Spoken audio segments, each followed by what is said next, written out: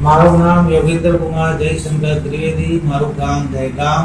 મને પગે ની રિપ્લેસ માટેની 2-3 વર્ષથી 3-4 વર્ષથી એના પર ધ્યાન આપતો નહોતો. મને સારું થઈ જશે. મેં આયુર્વેદિક દવાઓ ઘણી કરાવી, ફિઝિયો કરાવી, તો પણ મને થોડો ફેર લાગ્યો પણ થોડો વખત માટે લાગ્યો.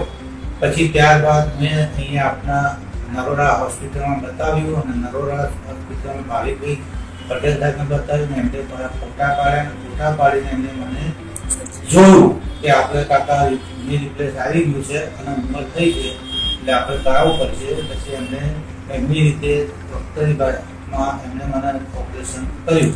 એક પગનું કર્યું છે, બીજા પગે મારે કરવાનું છે, જે 15 થી 20 દિવસ પછી કરવાનું છે. તે સાથે ઉંમરના હિસાબે એમને ના પાડી કે 70 વર્ષ થઈ ગયા છે એટલે હાથને તકલીફ થાય, એટલે એમણે મને 20 દિવસની મુદત આપી. મારે બે પગલે સાથે કરાવવું હતું, પણ એમને કીધું કે ઉંમર એજે છે એટલે આપણે 15-20 દિવસનો ગાળો રાખીએ તો એ પગે સારું રિકવરી થઈ જાય.